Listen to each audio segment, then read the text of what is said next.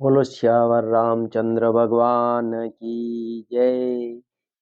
कल अपन ने पढ़ा चित्रकूट में भगवान श्री रामचंद्र जी ने भरत जी को अपने चरणों की चरण पादुकाएं दी और कहा कि अयोध्या में जाओ और गुरु जी और माता जी की आज्ञा से प्रजा का पालन करो। अवधि पूर्ण होते ही मैं वापस आऊंगा और पिताजी की आज्ञा का आप भी पालन करो और हम भी पालन करें। और भरत जी अयोध्या को चले थे। अब आगे पढ़ते हैं। मुनि ब्राह्मण गुरु वशिष्ठ जी, भरत जी और राजा जनक जी, सारा समाज श्री रामचंद्र जी के विरह में वियल है। प्रभु के गुण समूह का मन में स्मरण करते हुए सब लोग मार्ग में चुपचाप चले जा रहे हैं।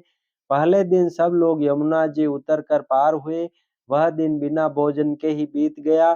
दूसरा मुकाम गंगा जी उतरकर गंगा पार श्रृंगवेरपुर में हुआ।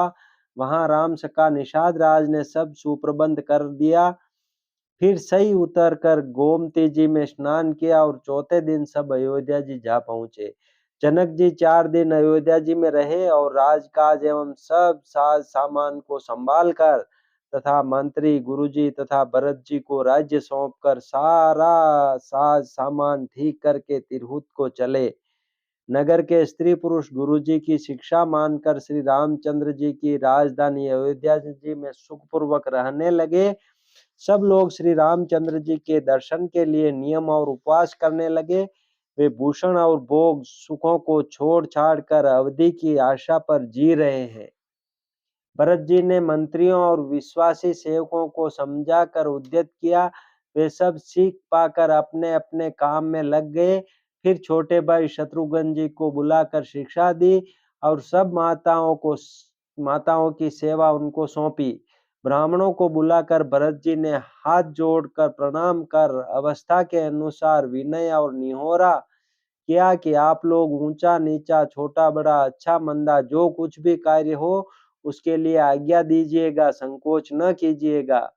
भरत जी ने फिर परिवार के लोगों को, नागरिकों को तथा अन्य प्रजा को बुलाकर उनका समाधान करके उनको सुखपूर्वक बसाया। फिर छोटे भाई शत्रुघ्न जी सहित वे गुरु जी के घर गए और दंडवत करके हाथ जोड़कर बोले, आज्ञा हो तो मैं नियम पूर्वक रहूं। मुनि वशिष्ठ जी पुलकित शरीर हो प्रेम के साथ बोले, हे भरत, तुम जो कुछ समझोगे, कहोगे और करोगे वही जगत में धर्म का सार होगा। भरत जी ने यह सुनकर और शिक्षा तथा बड़ा आशीर्वाद पाकर ज्योतिषियों को बुलाया और दिन अच्छा मुहूर्त साध कर प्रभु की चरण पादुओं को निर्विघ्नता पूर्वक सिंहासन पर विराजित किया। फिर श्री राम जी की माता कौशल्या जी और गुरु जी के चरणों में सिर नवाकर और प्रभु की चरण पादुकाओं की आज्ञा पाकर धर्म की दूरी धारण करने में धीर भरत जी ने नंदीग्राम में पर्णकुटी बनाकर उसी में निवास किया। सिर पर जटाजूट और शरीर में मुनियों के वस्त्र धारण कर पृथ्वी को खोदकर उसके अंदर कुश की आसनी बिछाई।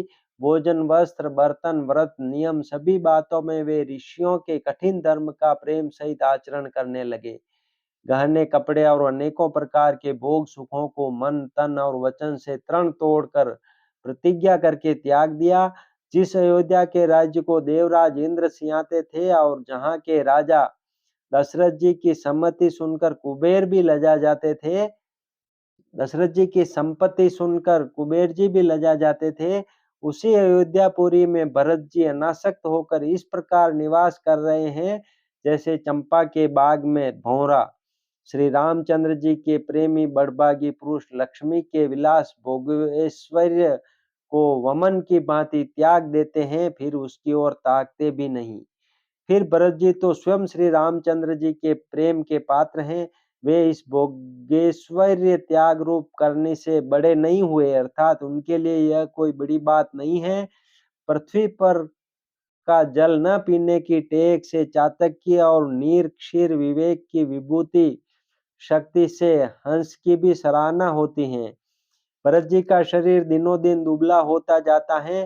तेज अन्न घृत आदि से उत्पन्न होने वाला मेद घट रहा है। बल और मुख छवि, मुख की कांति अथवा शोभा वैसी ही बनी हुई है।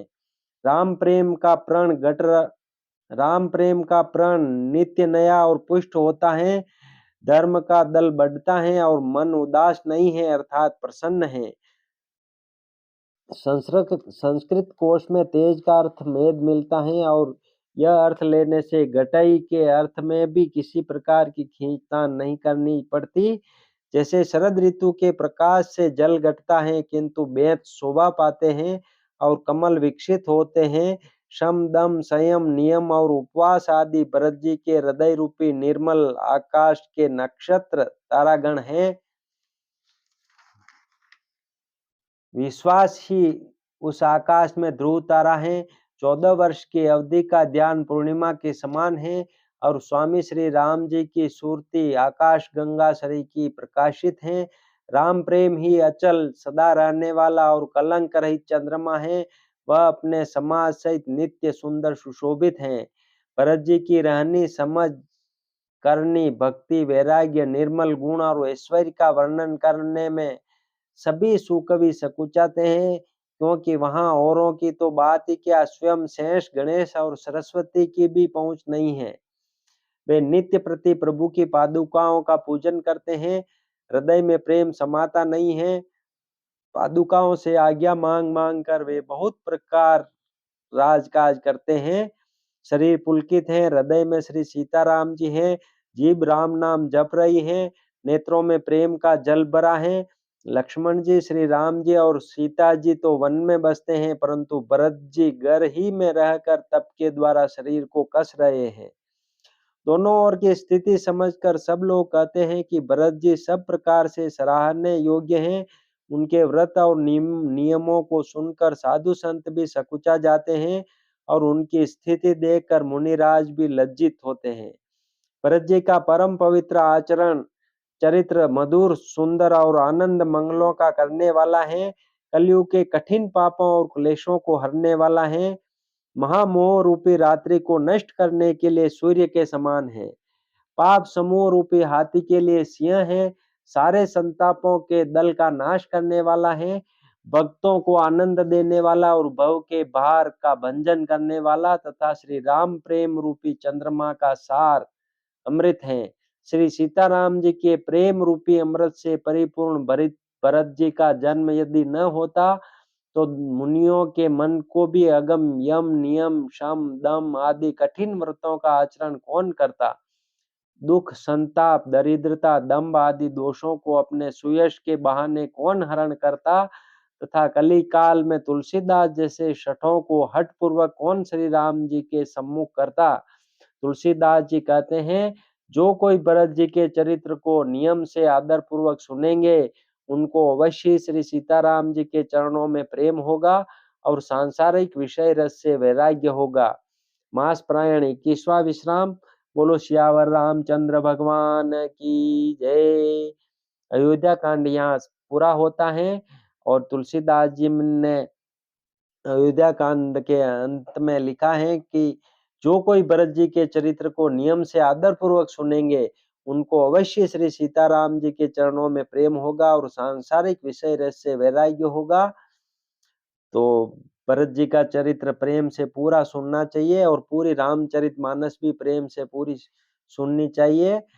तो आप चैनल को सब्सक्राइब करेंगे तो शुरू से अंत तक की रामचरितमानस आपको सुनने को मिल जाएगी और आप खुद पढ़ना चाहें तो पुस्तक लेकर पढ़ें तो बहुत ही अच्छी बात है, नहीं तो इस चैनल पर आप सुन सकते हैं और अच्छा लगे तो इसको सब्सक्राइब करें। बोलो सियावर रामचंद्र भगवान की जय। श्री राम जय राम जय जय राम। श्री राम जय राम जय जय राम। श्री राम जय राम जय जय राम। श्री राम जय राम जय जय राम। अब कल से अरण्यकांड प्रारंभ होगा, तब तक के लिए जय श्री कृष्ण। राधे राधे। जय जय सिया राम।